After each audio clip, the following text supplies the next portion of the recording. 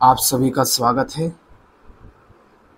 पिछली चर्चाओं में हमने ताओ ते चिंग के पहले अध्याय के 3 सूत्रों पर बात की। आज हम पहले अध्याय के 4थे सूत्र पर बात करेंगे। ध्यान से सुनिए। पहले सूत्र में लाओ त्ज़ु कहते हैं, ताओ जिसकी व्याख्या की जा सके वह शाश्वत ताओ नहीं है। नाम जिसकी व्याख्या की जा सके वह सनातन नाम नहीं है। दूसरे सूत्र में वे कहते हैं, अगर इसका नाम है तो यह अन्य वस्तुओं की तरह है। वह जिसका कोई नाम नहीं वह ही शाश्वत सत्य है। नाम और रूप ही सब वस्तुओं का स्रोत है। तीसरे सूत्र में वे कहते हैं, वास्तविकता को देखने के लिए इच्छाओं को त्याग दो, मिथ्या देखने के लिए इच्छाओं को रहने दो, क्योंकि कामना रहित होकर ही इस रहस्य को समझा जा सकता है। कामना युक्त मन को इसकी बाह्य अभिव्यक्ति मात्र ही दिखती है, वास्तविकता नहीं दिखती। और चौथा सूत्र जिस पर कि आज हम चर्चा करेंगे, चौथे सूत्र में वे कहते हैं, अभिव्यक्ति में ही रहस्य है। जहां रहस्य जितना गहरा होता है वहीं अभिव्यक्ति उतनी सूक्ष्म व अद्भुत होती है। सबसे पहले तो महत्वपूर्ण शर्त वो यह कि अध्यात्म का उद्देश्य आपको कोई सत्य या ज्ञान देना नहीं है। अध्यात्म का संबंध है आपकी मुक्ति से। तो हमारी इस चर्चा का उद्देश्य भी किसी सत्य की खोज करना, किसी ईश्वर की खोज करना बिल्कुल नहीं है। हम जो भी बात करते हैं उसका एक ही उद्देश्य है कि हमारा भ्रम हटे, अज्ञान का पर्दा हटे और अंततः हमें दुख से मुक्ति मिले। मुक्ति का अर्थ ही है दुख से, अपूर्णता से, बेचैनी से मुक्ति। यहीं से ज्ञान की, अध्यात्म की, कर्म की, सब की शुरुआत होती है। यहाँ तक कि जगत की शुरुआत भी दुख से ही होती है। पिछले सूत्र में हमने क्या समझा था? तीसरा सूत्र फिर से याद दिलाता हूं। लाओ त्ज़ु कहते हैं, वास्तविकता को देखने के लिए इच्छाओं को त्याग दो। To realize the mystery, become desireless। और मिथ्या देखने के लिए इच्छाओं को रहने दो। To see the manifestation, have desires। हमने समझा था क्या कि यदि कामना है तो आपको वो नहीं दिखेगा जो है। आपको क्या दिखेगा? आपको अपनी ही कामना का प्रक्षेपण दिखेगा। इसका अर्थ क्या है? कि आपको जो दिख रहा है वो सत्य नहीं है, वो मिथ्या है। मिथ्या क्यों है? यदि वह सत्य है तो वो मेरे लिए भी होता और वैसा ही होता जैसा आपके लिए है, और वो स्थायी होता। दुख हो चाहे सुख हो, सफलता हो या विफलता, कुछ अच्छा हो या कुछ बुरा, कोई दोस्त हो चाहे कोई दुश्मन, अपना हो या पराया, वस्तु हो या विचार। क्या आपने ऐसा पाया कि जो अभी है वो सदा है? नहीं ना, कुछ भी स्थायी नहीं है। सामने एक स्त्री है मगर आपको क्या दिखेगा? जो आपकी कामना होगी उसी का प्रक्षेपण। ठीक, उस स्त्री से अगर आपकी कामना है वासना से संबंधित, तो हो सकता है वह स्त्री आपको पत्नी के रूप में दिखे या वासना पूर्ति का साधन दिखे। एक बच्चे की कामना क्या है? आहार। तो अपनी कामना के चलते वही स्त्री उसे मां के रूप में दिखती है, वही किसी को बहन दिखेगी, वही किसी के लिए बुआ हो जाएगी, किसी की मौसी, किसी की दादी, किसी की चाची, किसी की भाभी। तो ये जो है पत्नी, दादी, मौसी, बुआ, काकी, बहन, ये क्या है? ये सत्य नहीं है, ये मिथ्या है। इसी को माया कहते हैं। जगत से जब आपकी कामना होती है तब आप जगत का, किसी भी वस्तु का, किसी भी व्यक्ति का, किसी भी विचार का, किसी भी स्थिति का, चाहे वो मानसिक हो चाहे जगत की हो, उसका आप जो अर्थ लगाते हैं वो अर्थ झूठा होता है, क्योंकि वो आपके किसी स्वार्थ से, किसी कामना, किसी वासना से, किसी तरह के भय से निकल के आ रहा है। तो यदि कामना है तो आपको वो नहीं दिखेगा जो है। और अभी हम सत्य की बात नहीं कर रहे हैं, आपको तथ्य भी नहीं दिखेगा। एक और उदाहरण देता हूं। बलात्कारी होते हैं, ठीक, अब उनके अंदर बहुत गहरी कामना है वासना पूर्ति की, क्योंकि उस शरीर में ही बैठी हुई है ना। अब जो बलात्कारी होता है उसे अगर कोई स्त्री दिखती है, चाहे वो बच्ची हो, उसकी कामना के आवेग में क्या उसे ये दिखाई देता है कि ये बच्ची है? क्या उसे ये दिखाई देता है कि इसका शरीर कितना कमजोर है? क्या उसे दिखाई देता है कि कहीं ये भूखी प्यासी तो नहीं? क्या उसे दिखाई देता है कि इसको कितनी पीड़ा होगी? क्या उसको ये दिखाई देता है कि इसके साथ जब ऐसा दुर्व्यवहार होगा तो उसके बाद इसका क्या होगा? मैं जो करने जा रहा हूं इससे इसके मन पर क्या प्रभाव पड़ेगा? क्या उस व्यक्ति को उसकी कामना के आवेग में ये तथ्य, फैक्ट दिखाई देगा? नहीं देगा। क्योंकि अगर दिखाई दे गया तो वो व्यक्ति चाहे कितना ही हिंसक क्यों ना हो, वह हिंसा नहीं कर पाएगा। अगर उसे दिखाई दे गया ये सब तो वो नहीं कर पाएगा वैसा। मगर कामना के आवेग में आपको वो दिखाई ही नहीं देता। क्या? जिसे हम तथ्य कहते हैं। वस्तु आपको वस्तु नहीं दिखती, वो आपकी कामना का विषय बन जाती है। तो आपको फिर जो दिख रहा है कामना के आवेग में, वासना के आवेग में, वो सत्य नहीं है, क्योंकि वो क्षणिक है, वो सिर्फ आपके लिए है और वो आपके अज्ञान से आ रहा है, आपकी कल्पना से आ रहा है, आपकी मान्यता से आ रहा है, आपके भ्रम से आ रहा है।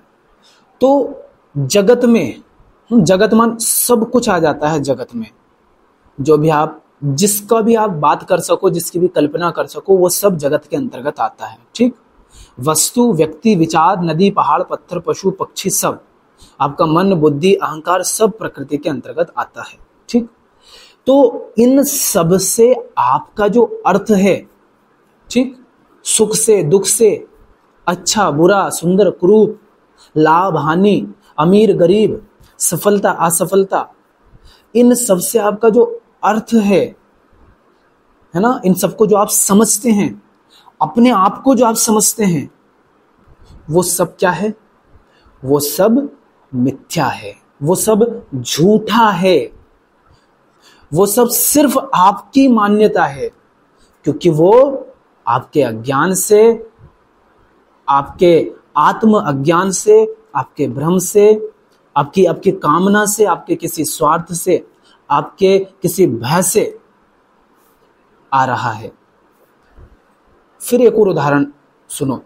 सामने एक व्यक्ति जा रहा है, बड़ा खूंखार है, वो गुंडा है, न जाने कितनों की उसने हत्या की है, मान लो अंगुलीमाल।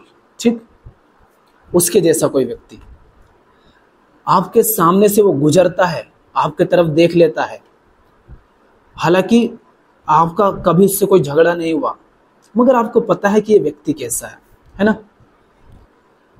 वो व्यक्ति ने आपको छेड़ने के लिए बिल्कुल नहीं देखा, बस वो ऐसे जा रहा था, आपकी तरफ थोड़ी सी 1 सेकंड के लिए उसकी नजर चली गई, ठीक, और आपको पता चल गया कि उसने आपको देखा। आप कांपने लगते हैं, आप डरने लगते हैं। अब उसने सिर्फ आपको देखा है, मगर उसने जो देखा वो तथ्य कुछ और है, और आपने जो उसका अर्थ लगा लिया जिसके कारण आप डर रहे हैं, वो जो अर्थ आपने लगाया ना, वो मिथ्या है। वो कहां से आ रहा है? वो आपके भय से आ रहा है। अब कल्पना करो कि आपको नहीं पता होता कि ये व्यक्ति ऐसा है, खूंखार, हत्यारा, डाकू, है ना, हिंसक, आपको नहीं पता। आप बिल्कुल अनजान व्यक्ति हो, शहर में पहली बार आए हैं। क्या उस स्थिति में वो व्यक्ति अगर आपको 2-3 सेकंड भी देखता तो क्या आपके अंदर ये भय उठता? नहीं उठता। क्यों? क्योंकि अभी आपके अंदर कोई उस व्यक्ति के प्रति, उस व्यक्ति को लेकर के कोई भी मान्यता नहीं है, कुछ भी पूर्वाग्रह नहीं है, ठीक। तो आपके अंदर वो भय पैदा नहीं होता, अर्थात आपका जो संसार है, उस संसार में उस व्यक्ति की 2 अलग अलग स्थिति में अलग अलग छवि हो जाती है, ठीक। तो आप जिस संसार में जी रहे हैं, माने जो आपको दिख रहा है, जो आप मानते हैं, वो क्या है? वो झूठा है, वो मिथ्या है। और जब तक आप इसके झूठ को देख नहीं लेते, किसके झूठ को? अपने झूठ को, जो आप स्वयं को मानते हैं, उन सब के झूठ को, जो कुछ भी आप मानते हैं, किसी भी वस्तु, विचार, चीज, सुख दुख, किसी भी चीज को लेकर, किसी भी बात को लेकर, किसी भी विषय को लेकर जो आपकी मान्यता है, जब तक आप उसके झूठ को नहीं देख लेते, तब तक आपको वह नहीं दिखाई देगा जो वास्तविक है। जैसे किसी व्यक्ति से कोई कामना थी, 10 साल पहले उसने आपकी कामना पूरी नहीं की, धोखा दे दिया, आज 10 साल बाद वो आपके सामने आया, तो उसी कामना के कारण आज भी आप उसे वैसे ही देख रहे हैं जैसे 10 साल पहले देख रहे थे। बल्कि तथ्य यह है कि अभी जो सामने है वो बिल्कुल एक नया व्यक्ति है, मगर आपकी कामना आपको ये देखने ही नहीं देगी। किसे? वो जो अभी है उसे आप देख ही नहीं पाएंगे। तो तीसरे सूत्र में लाओ त्ज़ु क्या कहते हैं? लाओ त्ज़ु कहते हैं, वास्तविकता को देखने के लिए इच्छाओं को त्याग दो, और मिथ्या देखने के लिए इच्छाओं को रहने दो। सोचो, वह जो स्त्री जिसे आप पति अगर हो तो, और पुत्र हो तो माता, या फिर बुआ, मौसी, बहन, चाची, जो भी आप कहते हैं, कल्पना करो कि आपका उस स्त्री से यह संबंध नहीं होता, तब आप उसे किस तरह देखते? और इस बात को और अच्छे से देखना है तो ऐसे देख लो कि जिस स्त्री से आपका कोई संबंध नहीं, मान लो आप बाजार से गुजर रहे हैं और बाजार में बहुत स्त्रियां हैं, और ऐसी स्त्रियां जिनको आप जानते भी नहीं, तो बताओ वो जो स्त्रियां हैं जो बाजार में, उनसे आपका कैसा संबंध है? अगर वो स्त्री जिसे आप पत्नी या माता या बहन या बेटी कहते हैं, उससे आपकी कोई कामना नहीं होती, तो क्या वो स्त्री भी आपके लिए बिल्कुल वैसी ही नहीं हो जाती जैसी बाजार में खड़ी कोई स्त्री आपके लिए है? वैसी ही हो जाती ना। पर जब उस स्त्री के सामने आप जाते हो पति बनकर, क्या तब आपको वो वैसी, तब आप क्या उसके साथ उस तरह से संबंधित हो पाते हैं?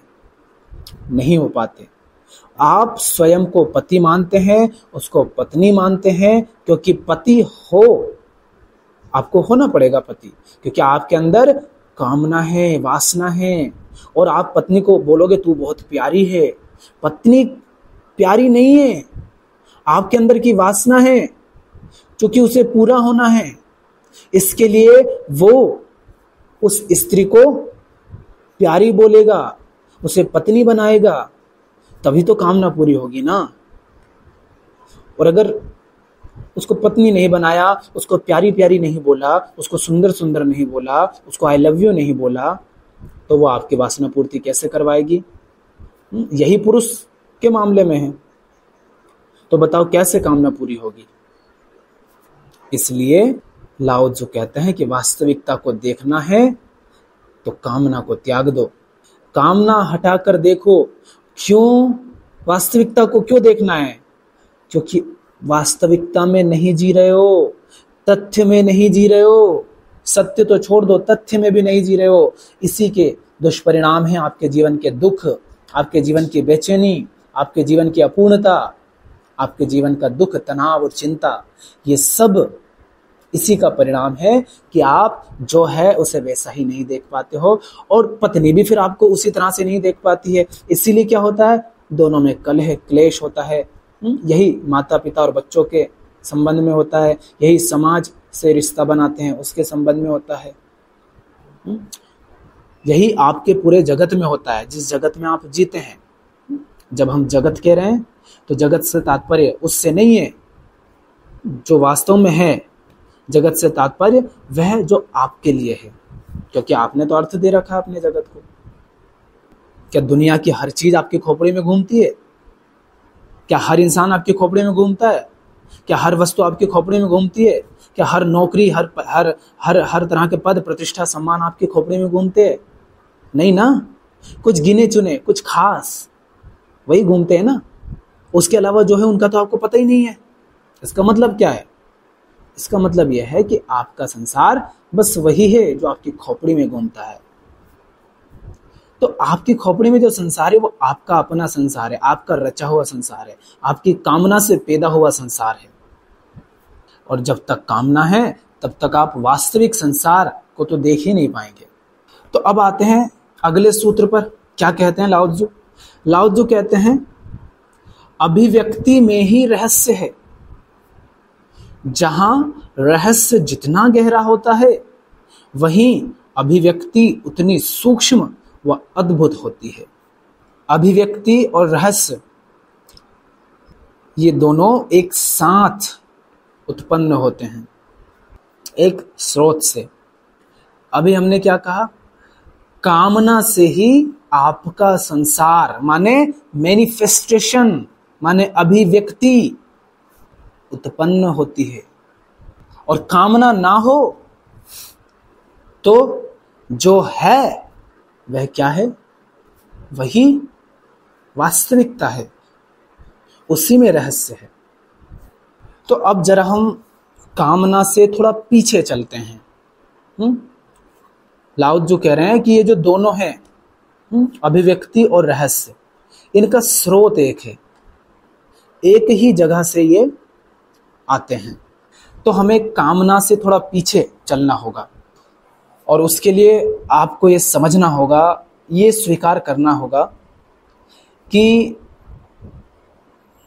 कहीं ना कहीं आप जानते हैं कि आप अपूर्ण हैं, अंदर कोई खालीपन है, कुछ सूनापन है, कुछ चाहिए जिसे आप खोज रहे हैं मगर मिल नहीं रहा है ना। अगर आप सुन भी रहे हैं तो क्यों सुन रहे हैं? तो आपको ये स्वीकार करना पड़ेगा कि जीवन में दुख है। दुख सत्य है कि नहीं है ये बाद की बात है, मगर दुख हमें अनुभव होता है और हमें उसमें जीना नहीं, हमें उसमें चैन नहीं है, हम उसमें रहना नहीं चाहते, है ना। ये हम स्वीकार करते हैं। तो क्या ऐसा है? तो हम लाओ त्ज़ु कह रहे वास्तविकता को देखना है तो कामना को त्याग दो। कामना उठती कब है? कब उठती है कामना? हमने कहा जब कोई कमी होती है, जब किसी तरह की कोई अपूर्णता महसूस होती है, जब आप स्वयं को अपूर्ण पाते हैं, जब जीवन में कोई खालीपन होता है, कोई सूनापन होता है। अपूर्णता होती है तो आप पूर्णता की तलाश करते हैं इस जगत में और उसी के लिए कामना करते हैं। बेचैन है तो चैन की तलाश करते हैं। आप चैन की तलाश करते नहीं हैं, आप तो पैसा, नौकरी, पद, प्रतिष्ठा, पति, पत्नी इनको लाते हैं जीवन में। पर इन सब के पीछे जो गहरी कामना होती है वो चैन, सुकून, मुक्ति, दुख से मुक्ति की गहरी कामना होती है। आपको पति, पत्नी, बच्चा, पैसा, घर, महल, गाड़ी, घोड़ा, सत्ता ये सब नहीं चाहिए है। आपको जो चाहिए वो क्या है? चैन, दुख से मुक्ति, आपको पूर्णता चाहिए। मगर हमें उसका बोध नहीं होता। तो हमें ऐसा लगता है कि फलानी चीज चाहिए मुझे, तो हम उसकी ओर दौड़ते हैं। मगर ये हम सबका अनुभव है कि वो चीज मिल भी जाती है तो भी चैन नहीं मिलता, दुख नहीं मिटता, खालीपन बना रहता है और हम किसी नई वस्तु की ओर, व्यक्ति की ओर, किसी और उद्देश्य की ओर दौड़ लगा देते हैं, है ना। तो कामना कहां से आई? कामना आई अपूर्णता से, दुख से, एक तरह का जो खालीपन अंदर है उससे, जिसको हम भरना चाहते हैं वस्तुओं से, व्यक्तियों से, रिश्तों से, पहचानों से, मगर भरता नहीं। ये हमारा अनुभव कहता है। और भरता क्यों नहीं, इस बात को भी अगर समझो तो इसीलिए नहीं भरता क्योंकि कामना की दृष्टि से जब देखोगे तो लाओ त्सु ने क्या कहा, आपको वह दिखेगा जो मिथ्या है, वास्तविकता नहीं दिखेगी। ठीक, अब आपको दिख रहे हैं अंडे और हैं वो गंजे, तो गंजों से भूख शांत थोड़ी ना होगी। आपको दिख रहा है पानी, वास्तविकता उसकी क्या है, वो मृगमरीचिका है, तो उससे आपकी प्यास नहीं बुझेगी। तो आप उसकी तरफ दौड़ तो रहे हैं पानी समझकर, मगर जब वो मिल जाएगी तब आपकी प्यास उससे बुझेगी नहीं। आप पाओगे कि जैसा सोचा था इसमें वैसा कुछ नहीं। आप अगर अभी सुन रहे हैं तो कम से कम आपने स्कूल में पढ़ाई की होगी, कॉलेज में किसी तरह की सफलता हासिल की होगी, नौकरी पाई होगी, कोई धंधा चालू किया होगा, उससे किसी तरह की उम्मीद थी आपकी, सपने थे, कामनाएं आपने की थी। पर क्या वैसा का वैसा हुआ? सब कुछ नहीं हुआ। तो ये क्या है? ये वही है मृगमरीचिका को पानी समझ बैठना। और जब हम बात कर रहे हैं ना कि क्या कुछ मिला, कुछ हुआ क्या वैसा का वैसा, तब हम ये नहीं कह रहे कि पैसे मिले कि नहीं मिले। पैसे मिल गए, जरूर मिल गए, मगर जो चैन, सुकून चाहिए था, जो दुख से मुक्ति चाहिए थी, भागदौड़ से, संघर्ष से, जो व्यर्थ संघर्ष है उससे मुक्ति चाहिए थी, क्या वो मिली? नहीं मिला ना। हम उसकी बात कर रहे हैं। अध्यात्म का संबंध इन सब से नहीं है कि नौकरी के पीछे दौड़ेंगे, धंधे के पीछे दौड़ेंगे तो पैसा नहीं मिलेगा, क्योंकि दूर से तुम्हें लगता है कि वो पैसा है पर पैसा नहीं है। पैसा मिल जाएगा, मगर आपको पैसा भी थोड़ी ना चाहिए। पैसे के माध्यम से भी क्या चाहिए? सुकून, चैन। जिन्हें आप बड़े रईस और अमीर कहते हो, जितनी उनके पास दौलत है उतने रुपए का भोजन, कपड़ा, मकान तो वो नहीं खाते पीते हैं ना। और जो उनका बहुत महंगा भी होता है वो बस ब्रांड के कारण होता है, उसमें वास्तविकता में तो उतने मूल्य का कुछ नहीं होता। व्यर्थ की काल्पनिक कीमत उसकी बढ़ा रखी है और उसके लिए कीमत चुकाते हैं। अन्यथा पानी तो पानी है, H2O, थोड़ा बहुत अंतर होगा साफ सफाई का। तो आपको जो चाहिए, आपकी जो गहरी कामना है, अध्यात्म उसकी बात करता है, और वो है दुख से मुक्ति, अपूर्णता से मुक्ति। पूर्णता भी नहीं चाहिए। ये भी थोड़ा गड़बड़ हो जाता है जब हम कहते हैं कि आपको पूर्णता चाहिए। नहीं, इसको ऐसे मत कहो, इसको ऐसे कहो, आपको अपूर्णता से मुक्ति चाहिए, आपको दुख से मुक्ति चाहिए। जैसे कि जब कहते हैं मुझे पूर्णता चाहिए, अपूर्णता महसूस हो रही है, खालीपन महसूस हो रहा है, तो मुझे पूर्णता चाहिए। तो ऐसा लगता है जैसे कि कुछ हासिल करना पड़ेगा, कुछ स्वयं में जोड़ना पड़ेगा, जीवन में जोड़ना पड़ेगा, और हम उसकी खातिर जीवन भर जोड़ते रहते हैं।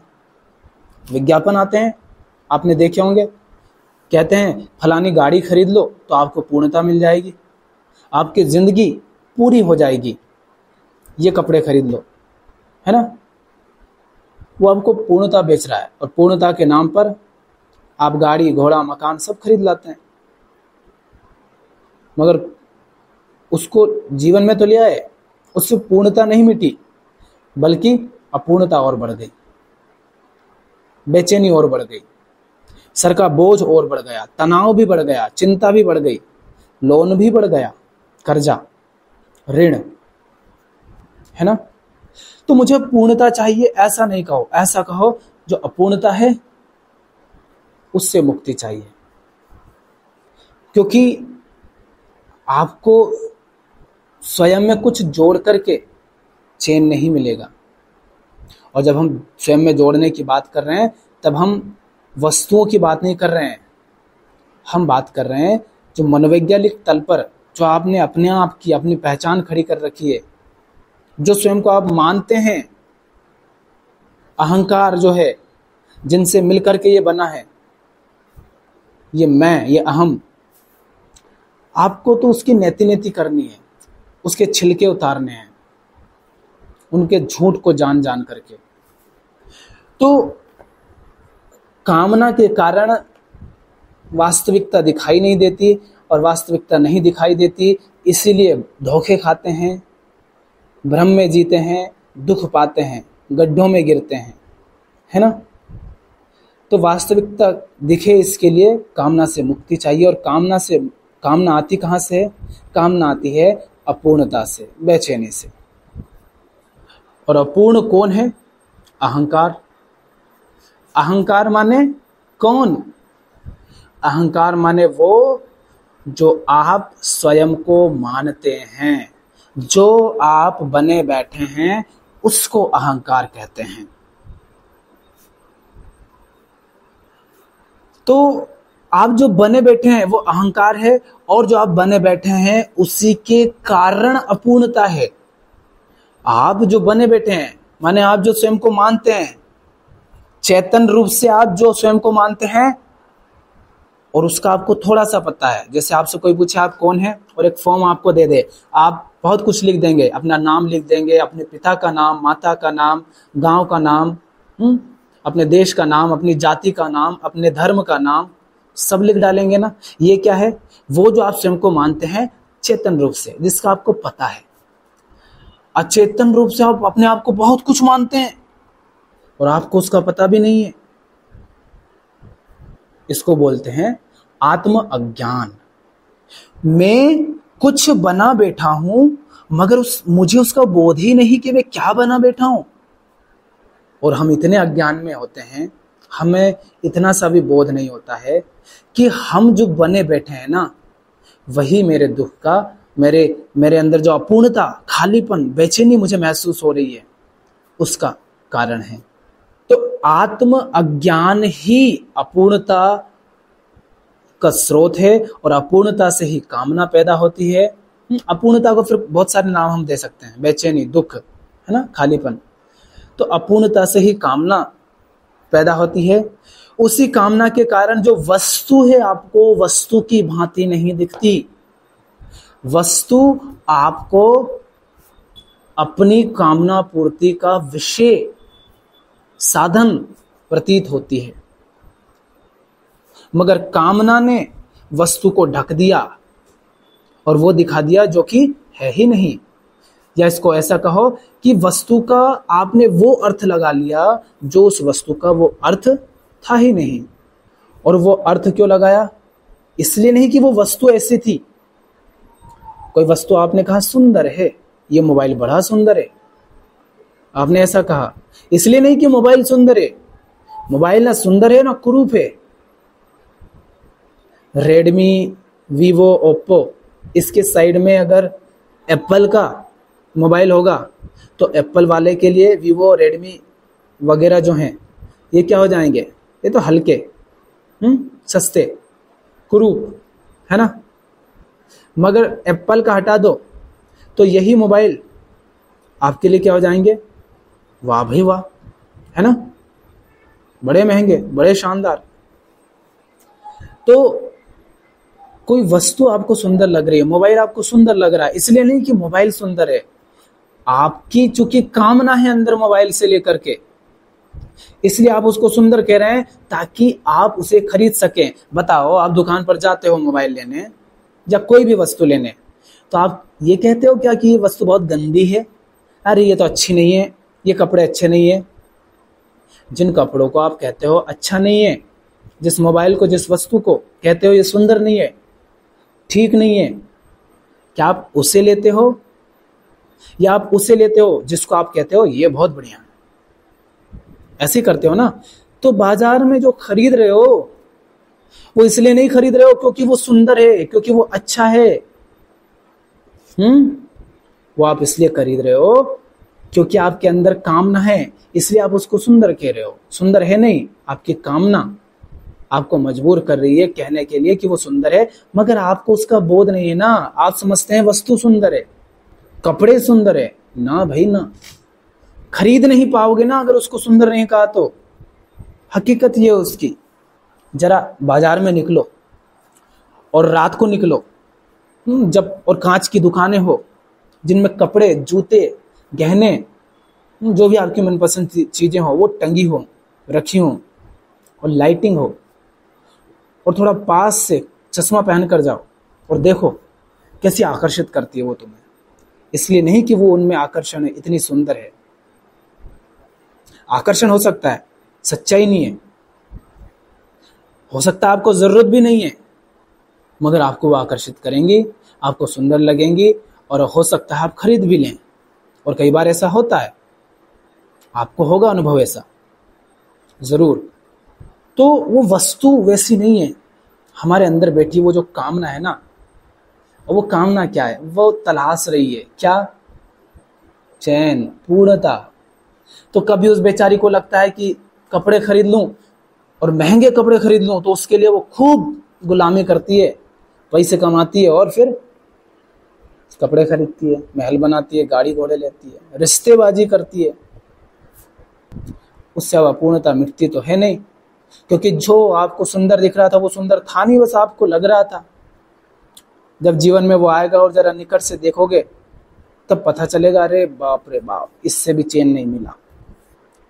धोबी का काम कर रहे हो, दिन भर ट्रैफिक में, स्कूटी पर, कड़ी धूप में पिसा रहे हो, हॉर्न बजा रहे हो, धुएं में सड़ रहे हो, और तुमने पहनी है बिल्कुल 50,000 के महंगे कपड़े, जूते, चप्पल, गहने, वॉच, सब लाखों के। किस अर्थ, क्या अर्थ रहा उनका? हैं, तुमने कल्पना तो करी थी इनको पहन करके जैसे कि महाराज इंद्र बन जाओगे, मगर कुछ नहीं हुआ। तो कामना तो हकीकत को देखने नहीं देती, इसलिए फिर दुख पाते हो। तो दुख आया धोखे खाने से, ठोकरे खाने से, वास्तविकता को नहीं जानने से। और ये सब कामना से आ रहा है, और कामना आ रही अपूर्णता से, अपूर्णता आ रही अहंकार से, और अहंकार बना हुआ है, अहंकार है क्योंकि आप उसे नहीं जानते, आप स्वयं को नहीं समझते, आत्म अज्ञान में आप जी रहे हैं, आप देख ही नहीं पा रहे हैं कि आप क्या क्या बने बैठे हैं, और जो बने बैठे हैं वो कितना झूठा है। आपको ये देखना होगा, आपको ये समझना होगा कि मैं क्या बना बैठा हूं, क्या मैं स्वयं को मानता हूं, किस केंद्र से मेरे कर्म, मेरे विचार, मेरी भावनाएं आ रही हैं। जैसे छोटे बच्चे को कष्ट में देखा और पिघल गए, क्यों? क्योंकि वो बच्चा आपका था। अब तो पिघल जाओ, तो ध्यान दो ये क्या हुआ, बाहर क्या हो रहा है उससे ज्यादा अंदर जो घट रहा है उस पर ध्यान दो। ये क्या हुआ, क्यों हुआ? पता चला कि बच्चा मेरा है। तो तुम क्या बने बैठे हो? तुम्हारे दुख का कारण ये नहीं कि बच्चे को चोट लगी, तुम्हारे दुख का कारण ये है कि वो बच्चा मेरा है, मेरा। तुम बाप बने बैठे हो, माँ बने बैठे हो। क्योंकि वही अगर वो बच्चा, अब मैं ये नहीं कह रहा हूं कि उससे प्रेम मत करो, हाँ, उसको कष्ट हो रहा है तो उसको सहायता मत करो। मैं कह रहा हूं कि ये प्रेम है ही नहीं, ये तो अहंकार है। क्योंकि यही स्थिति अगर किसी दूसरे बच्चे के साथ हो रही होती तो हो सकता है बाहर बाहर आप दिखावा करते मगर अंदर ही अंदर आप खुश होते कि आपके पड़ोसन का, आपके पड़ोसी के बच्चे के साथ कुछ गलत हो गया, आपका बच्चा असफल हो गया, रो रहा है, बहुत दुखी है, किसी कारण असफल हो गया। मान लो परीक्षा के समय पर बीमार हो गया था बहुत ज्यादा, वो असफल हो गया, आप बड़ा दुख मना रहे हैं। देखो कहां से आ रहा है ये दुख, क्यों आ रहा है ये दुख? तो आप पाओगे कि आपने स्वयं को कुछ मान रखा है उस बच्चे के संबंध में। दुख इसलिए हो रहे हो क्योंकि बच्चा रो रहा है, मगर बच्चा रो रहा है इससे आप क्यों दुखी हो रहे हो? क्योंकि आप उस बच्चे से किसी ना किसी रूप से संबंधित है। तो आप वस्तुओं से, व्यक्तियों से जैसे संबंधित होते हैं, उस संबंध के माध्यम से आपको पता चलेगा कि आप क्या बने बैठे हैं, आप स्वयं को क्या मानते हैं। तब आपको अहंकार की हकीकत पता चलेगी कि ये है जो मैं बना बैठा हूं और हमें नहीं पता है, बस इतनी ही समस्या है। इसी को आत्मज्ञान बोलते हैं। मैं जो बना बैठा हूं चेतन और अचेतन रूप से, उसको जानना, उसको समझना, उसको अपने जीवन में, अपने व्यवहार में, अपने संबंधों में, कर्मों में, चुनावों में, निर्णयों में, सुख में, दुख में, हार में, जीत में देख पाना कि मैं क्या बना बैठा हूं, इसी को आत्मज्ञान कहते हैं। देखो आपका प्रेम झूठा है, बच्चा असफल हुआ, आपको दुख हो रहा, आपका प्रेम झूठा है, ये साफ साफ साबित हो जाता है। जरा सा आप अगर ईमानदार, देखो ईमानदारी आपको रखनी पड़ेगी, कोई कुछ नहीं कर सकता यहाँ, आपकी ईमानदारी आपका चुनाव है। ईमानदार नहीं हो तो कोई भी कुछ नहीं कर सकता, कोई जगत में, कोई बुद्ध भी, कृष्ण, कबीर, कोई कुछ नहीं कर सकता आपका। ईमानदार रहिए। आपका बच्चा, भाई या आप असफल हो जाते हैं, आपको बड़ा दुख होता है। आपकी जगह आपका पड़ोसी या पड़ोसी का बच्चा या आपका दुश्मन असफल हो जाता है, क्या तब सचमुच आपको वही दुख होता है? नहीं होता ना। तो आपके दुख का कारण आपका वो जो बच्चा है ना, उसकी असफलता नहीं है, आपके दुख का कारण आपका अहंकार है। और आप नहीं जानते इसको, नहीं समझते इसको, यही आत्मज्ञान कहलाता है। तो आत्मज्ञान ही दुख से मुक्ति का उपाय है। जो मैं बना बैठा हूं वो क्या है, उसको जानना, उसको समझना, उसको जीवन में, व्यवहार में, संबंधों में, रिश्तों में, काम में, इन सब के दौरान देख पाना। बस देख पाना कि हाँ ये हूं, ऐसा बना बैठा हूं, ये स्वयं को मान रहा हूं, इसलिए मेरे साथ ऐसा घट रहा है, आंतरिक रूप से खासकर, है ना। क्योंकि हमने बात की दुख हमारी समस्या है, हमें उससे मुक्ति चाहिए। तो लाओ त्जू क्या कह रहे हैं? लाओ त्जू कह रहे हैं अभिव्यक्ति में ही रहस्य है। जहां रहस्य जितना गहरा होता है वहीं अभिव्यक्ति उतनी सूक्ष्म व अद्भुत होती है। और ये जो दोनों हैं, अभिव्यक्ति और रहस्य, These two emerge together, ये दोनों एक साथ उत्पन्न होते हैं। तो अभी हमने क्या कहा? आत्मज्ञान के कारण अहंकार का झूठा अस्तित्व ही सही मगर होता है ना। तो आत्मज्ञान के कारण अहंकार बचा रहता है, अहंकार होता है इसलिए अपूर्णता होती है, अपूर्णता होती है इसीलिए कामना होती है, और कामना होती है इसीलिए आपको क्या दिखाई देता है? मिथ्या। जो मिथ्या है उसी को मैनिफेस्टेशन, अभिव्यक्ति कहते हैं। तो अभिव्यक्ति का स्रोत क्या है? अगर बिल्कुल अंतिम स्रोत देखें तो आत्मज्ञान, माने अहंकार के कारण अभिव्यक्ति होती है, माने जिस जगत में, ध्यान से सुनना, जिस जगत में आप जीते हैं, माने एक जगत है तथ्यात्मक रूप से, ठीक, पर आपको उसका कोई बोध नहीं, क्योंकि आपके लिए वो वैसा नहीं है जैसा वो है, आपका उससे कोई अर्थ है, और जो अर्थ आपने लगाया वो आपका व्यक्तिगत है ना।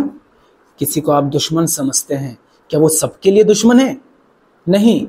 तो जो दुश्मन है आपका, वो दुश्मन है सिर्फ आपके लिए। तो आपके जगत में, और इसी को मैं आसान पड़ता है जब कहता हूं आपकी खोपड़ी में जो आपका संसार है, जो कुछ भी आपकी खोपड़ी में घूमता रहता है, लोग घूमते हैं, वस्तुएं घूमती है, व्यक्ति घूमते हैं, है ना, विचार घूमते हैं, सुख दुख डर ये सब घूमते हैं ना, नौकरी वगैरह पढ़ाई सब।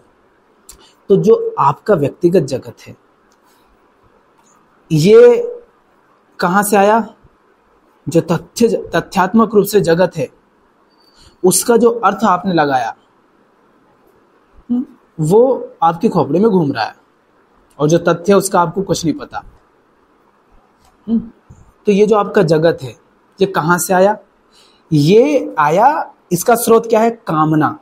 क्योंकि कामना थी इसीलिए तो आपको ऐसा दिख रहा है ना। और पीछे जाएंगे तो कह सकते हैं कि अभिव्यक्ति, माने आपके जगत का स्रोत है अपूर्णता, आपके जगत का स्रोत है, और पीछे गए तो अहंकार, है ना। तो आपका अहंकार बने रहना और उसके प्रति सजग नहीं रहना, उसके प्रति अज्ञान होना, वहीं से जगत की उत्पत्ति होती है। अन्यथा कोई जगत आपके लिए नहीं है। एक बात बताओ, क्या जगत, हमने अभी बात कही, क्या जगत का हर व्यक्ति आपकी खोपड़ी में है? नहीं है ना। और जो व्यक्ति आपकी खोपड़ी में नहीं घूम रहा, इस वास्तव में वो आपके लिए है ही नहीं, है ना। जिसका आपको नहीं पता, जिससे आपका कोई संबंध नहीं, कोई कामना नहीं, उसकी आप कल्पना करते हैं क्या? उसको लेकर के परेशान होते हैं क्या? नहीं ना। तो माने जगत कब तक है? जगत तभी तक है जब तक उस जगत से आपका कोई स्वार्थ है, कोई कामना है, ठीक। और वही स्वार्थ जब नहीं रहता है, यही अहंकार जिसके प्रति आप आत्मज्ञान से भरे हुए हैं, जब आपको उसी का ज्ञान होता है तो वो जगत शून्य हो जाता है। तब जो होता है वह वास्तविकता है। अहम के प्रति अगर अज्ञान नहीं है, माने आत्म अज्ञान नहीं है, तो अपूर्णता नहीं है, अपूर्णता नहीं है तो कामना नहीं है, कामना नहीं है तो जो दिखेगा वह वास्तविकता है। वास्तविकता को देखने के लिए इच्छाओं को त्याग दो। इच्छा कैसे त्याग पाओगे? जब देख पाओगे कि इच्छा ही झूठी है। जिसे आप अपनी इच्छा कह रहे हो, जरा ध्यान से तो देखो, किसकी है वो इच्छा? आपकी है या प्रभाव की है, माहौल की है, समय की है, किसी स्थान की है, किसी स्थिति की है, किसी घटना की है, किसी संयोग की है? देखो तो, कामना आपकी है या पराई है? और जिस चीज की, जिस विषय की कामना कर रहे हो, जरा देखो तो, क्या वो विषय वही है जो आपको प्रतीत हो रहा है, या बस आपको प्रतीत हो रहा है बड़ा सुंदर है बाबू? क्या सुंदर है भी? ना जी ना। तो जब कामना ही झूठी है तो संसार को सच काहे कहें? काहे उस संसार को इतना सीरियसली लें?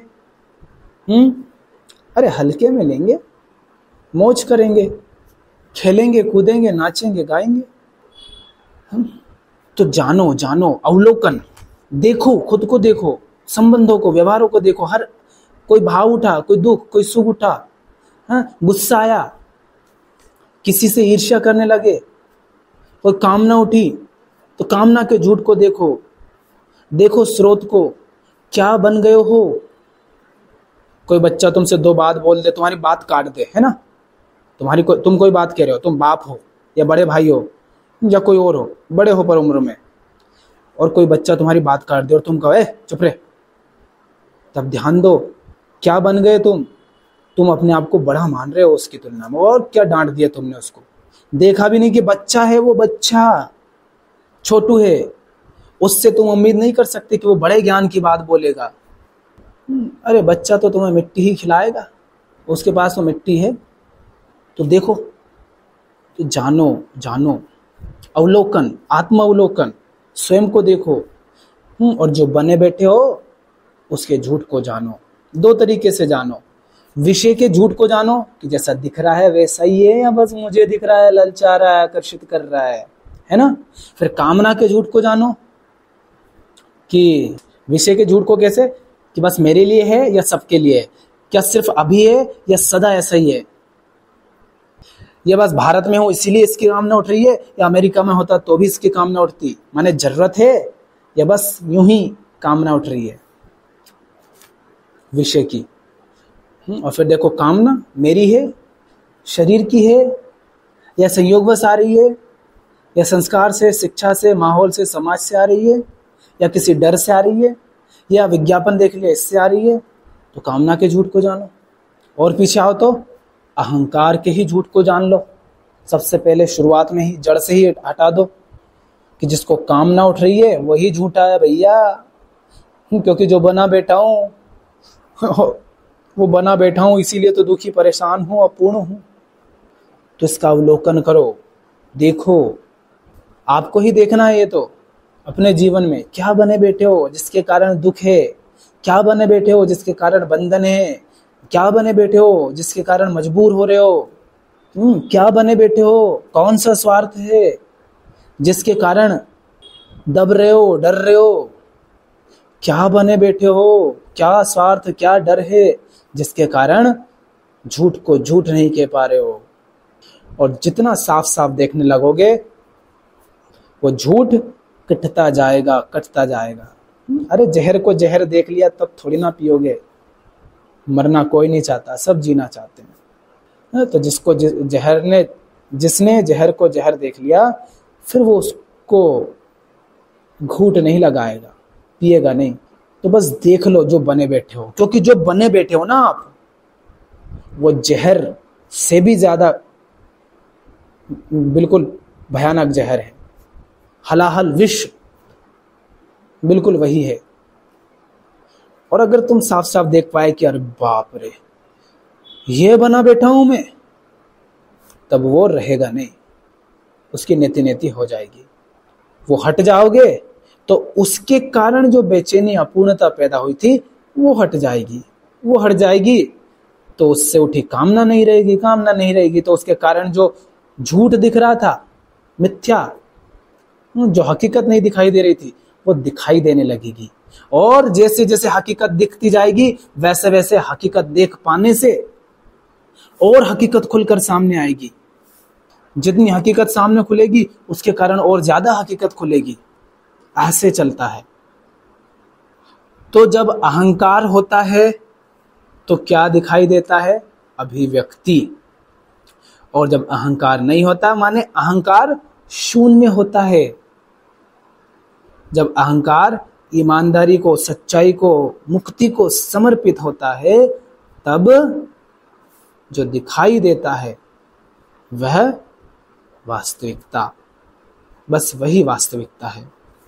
जो है वह वास्तविकता है। जब कामना नहीं होती तब आप विषय को विषय की भांति देख पाते हैं। और नहीं तो देखो, कामना इंसान को कितना अंधा कर देती है। जैन है तो वो सब्जी और फलों से भी कई बार ऐतराज कर लेता है कि हिंसा हो जाएगी, और इसलिए नहीं कि बड़ा प्रेम है, कामना है उसके पीछे। और मुसलमान को देख लो, कामना होती है तो बकरे को भी वो काट डालता है। कामना होती है तो इंसान मुर्गे को भी भोजन की तरह देखता है, बकरे को, गाय को, भैंस को भी। कामना होती है तो इंसान को भी वस्तुओं की तरह इस्तेमाल करता है। देखा ना उसका कैसा शोषण करते हैं हम कैसे एक दूसरे का शोषण करते हैं। और भयानक बात यह है कि जब कामना होती है तो आप शोषण करते हैं, मालिक बन जाते हैं, और आपको उसका पता भी नहीं चलता। क्योंकि कामना आपको उसका पता भी नहीं चलने देती। अगर पता चल गया तो आप शोषण नहीं कर पाएंगे ना। तो बहुत भयानक है कामना। आप न जाने कितनों का शोषण कर रहे हैं, कितनी आप हिंसा कर रहे हैं, वो आपको दिखाई ही नहीं देगी जब तक कामना भरी होगी आंखों में। और कामना तो तभी हटेगी जब आत्मज्ञान हटेगा, जब आप स्वयं को जानोगे, स्वयं को समझोगे, स्वयं को देख पाओगे कि क्या बने बैठे हो भैया। और आप वो बने नहीं रहोगे जब स्वयं को देख लोगे तो, क्योंकि उसके कारण आप भी दुख में हो, आप भी बंधन में हो। और बंधन में रहना आपका स्वभाव नहीं है, मुक्ति आपका स्वभाव है, आनंद आपका स्वभाव है। चिदानंद रूप शिवोहम शिवोहम, आनंद स्वरूप हैं आप। तो आप फिर दुख में क्यों रहना चाहेंगे, क्यों आप बंधन में रहना चाहेंगे? तो ये तो हुआ क्या, जो लाओ जो कह रहे हैं कि दोनों का स्रोत एक ही है, दोनों एक ही जगह से उत्पन्न होते हैं। अभिव्यक्ति में ही रहस्य है, अभिव्यक्ति उसी में रहस्य है, उसी में मिस्ट्री है। The manifestation is the mystery, manifestation he mystery है, उसी से आपको समझ आएगा। आगे क्या कहते हैं लाओ त्ज़ु? अभिव्यक्ति में ही रहस्य है, जहां रहस्य जितना गहरा होता है वहीं अभिव्यक्ति उतनी सूक्ष्म व अद्भुत होती है। अब इसको समझते हैं।